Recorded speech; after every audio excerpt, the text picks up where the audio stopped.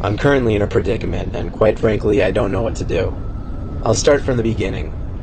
5 years ago, my next-door neighbor Charlie, or Charles as we call him, informed us of his 14-year-old son's disappearance.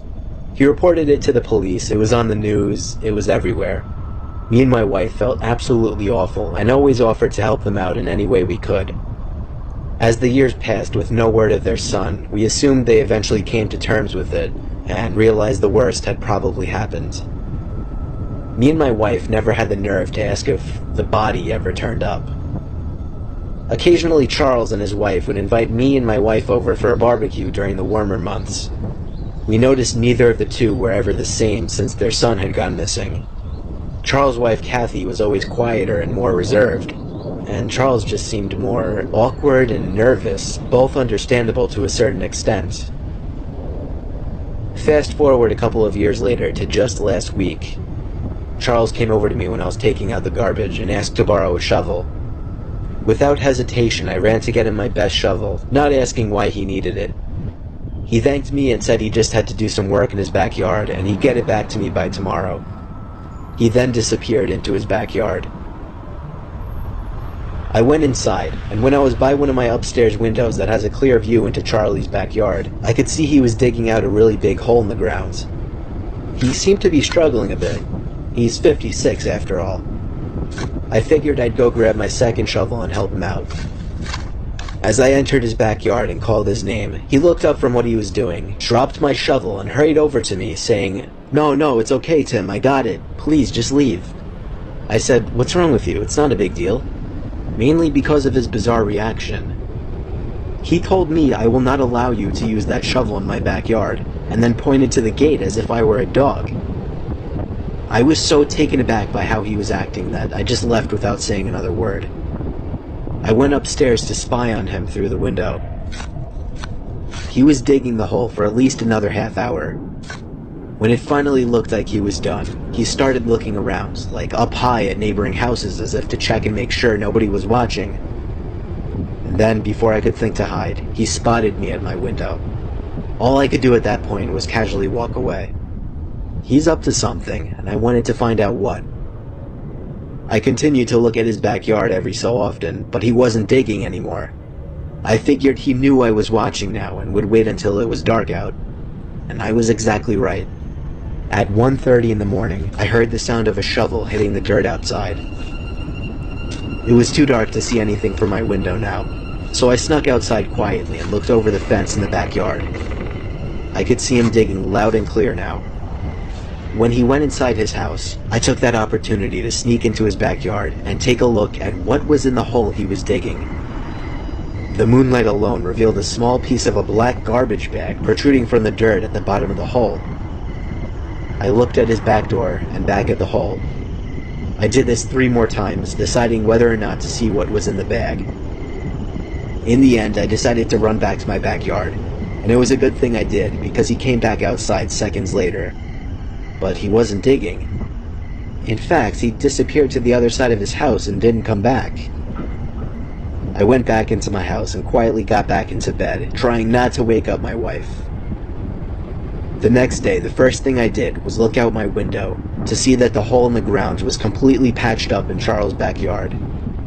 I also noticed that his SUV was parked in the street now instead of his driveway. I don't know what happened throughout the rest of that night, but I'm disturbed to think that what was at the bottom of that hole might have been his son's body.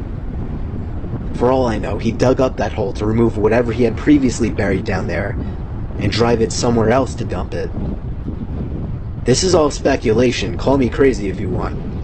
I haven't told anyone, not even my wife. And quite frankly, I don't know what to do. Charles never gave me back my shovel. I'm not going to ask him for it. In fact, he's been avoiding me ever since. And something disturbing happened yesterday. I by coincidence happened to look out my window across to Charlie's house, and caught him standing at one of his windows looking into mine.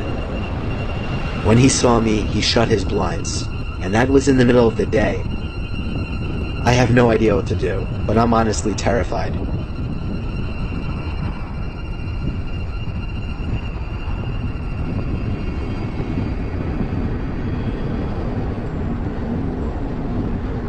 I've lived in 3 houses in my life, 2 with my family and my current house by myself.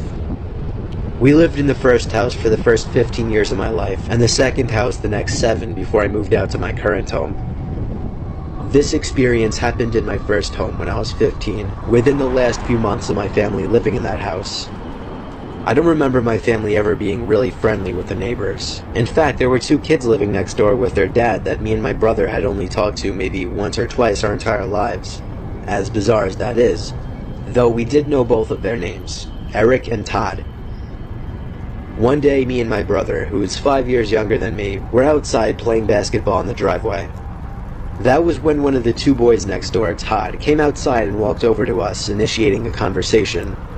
I don't remember what we said to each other quote for quote, but I remember the first thing that he asked us was if it was true that we were moving. As the older brother, I did most, if not all, of the talking. Todd was probably the same age as me. I never actually asked. By the end of the conversation, he invited me to come with he and his brother to shoot BB guns by the river in the woods down the road the next day. I agreed since it was the weekend and I didn't have anything going on anyway. My little brother asked if he could come at the last second, not under the assumption that he was automatically invited as well. Todd said yeah and then walked away. Late the next day, around an hour before dusk, Eric and Todd rang the doorbell.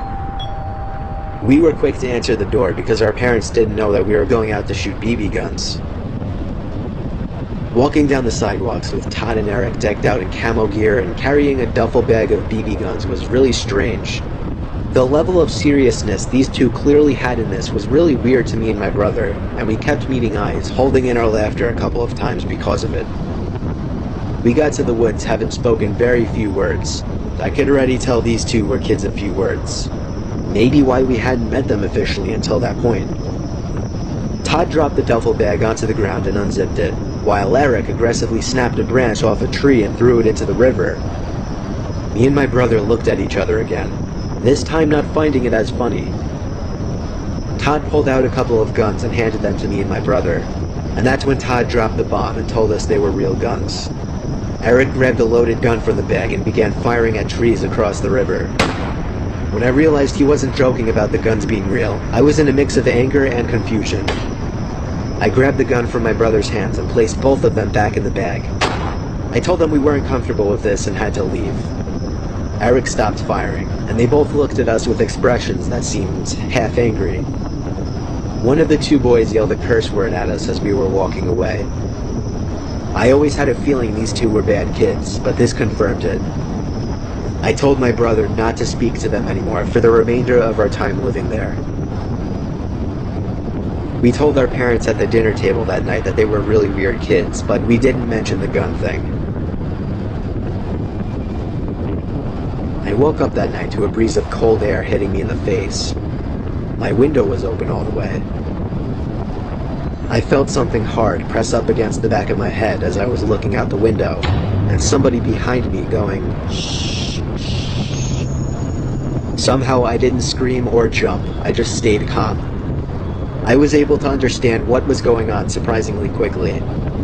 I heard Todd's voice in a whisper behind my head. He told me if I ever told anybody, especially his dad, about the guns or the visit, he would come back and kill me and my entire family. I replied in a quiet, shaky voice, "Okay." He pushed my head with his gun before leaving through my window. Every night thereafter for months, I would catch either Todd or Eric at a certain window of their house, looking into either my or my brother's room. Their behavior became more and more strange as we got closer to the date of our move. Just a week before we moved, a rock was thrown at my window one night at like 1 a.m. I opened my window and saw Todd aiming a pistol up at the window, and feeling like I was about to die, I dove for the ground, only to hear the 2 boys crack up in laughter. I heard one of them refer to me as a fucking retard. There were 2 other instances that week where the 2 would harass either me or my brother, and ultimately I couldn't think of a more perfect time for us to have moved and gotten out of there. After all these years, neither me nor my brother told anybody about the boys or their threats. All I know is those 2 boys were trouble, and it was a good thing we got out of there when we did.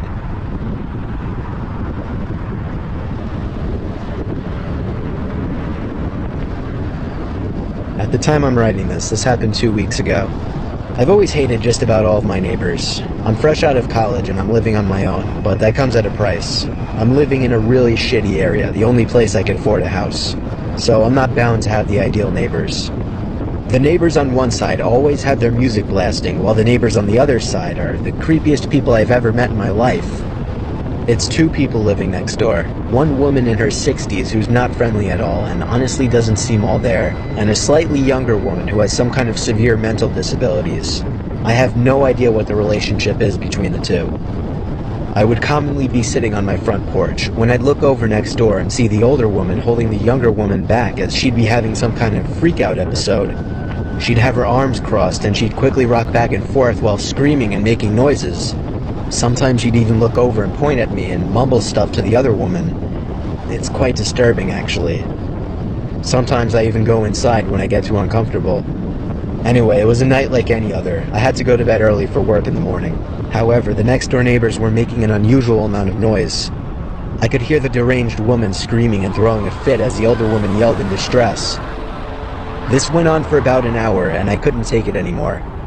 I marched over to the house next door and banged on the door. The older woman answered and greeted me with a "What the hell do you want?" I asked as politely as I could to keep the noise down. In response, she raised her eyebrows and tilted her head down, clearly annoyed by my request. Just then, the younger woman entered the living room, screaming "How dare you!" repeatedly. The older woman held her back from approaching me, and then slammed the door in my face. I had no idea what just happened, but I felt like I didn't accomplish what I came there for. I walked back to my bed in defeat. However, I realized they had finally gone silent next door. I was able to get some sleep at last. Well, I woke up, feeling like the night went way too fast. I looked at my clock and saw that it was only 3 in the morning. My head fell back into the pillow in relief, but pretty soon, I thought I could hear something come from downstairs. I got out of my bed and went over to my door just to make sure I wasn't hearing things. When I didn't hear any other sounds, I went back to bed.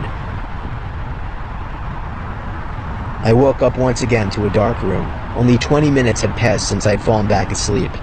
I didn't know what could have woken me up, though. And then I heard. I panicked and tried to find my phone on my bedside desk as a source of light, but when I found it, I didn't dare turn the light on. I looked around the dark room in silence, trying to find some kind of dark figure in the room. I looked at every corner of the room, and even though it was so dark, I could tell there wasn't anybody standing there.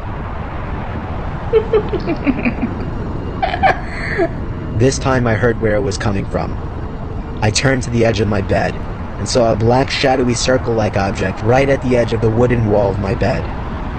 When the light of my phone revealed that black object to be the face of the deranged woman from next door, she screamed like the lunatic she was. She screamed as if she were a vampire in the light. I screamed as well. I screamed as I clumsily ran for the door and tripped halfway, looking back to see the woman following me. I slammed the bedroom door behind me and ran all the way downstairs, where I locked the door leading to the upstairs. I called the cops as the woman pounded on the door, screaming incomprehensible things. When the cops showed up, I told them the woman lives next door and that she was mentally insane. The older woman from next door came over after hearing all the commotion and spoke with the cops, pleading with them to let her go, but they insisted they had to take her in for at least the night. One of the officers asked me if I wanted to press charges, and as he asked this, the older woman gave me the most evil, hateful stare imaginable. I chose not to press charges, but her stare didn't change. The officers drove the ill woman away, while the older woman continued to stare at me as she walked back to her house. 5 minutes later, I saw her get in her car and drive away. These two still live next to me. I'm seriously considering moving out because the creepy woman next door makes it clear she despises me. And I've concluded that the mentally ill woman is not only terrifying, but dangerous as well.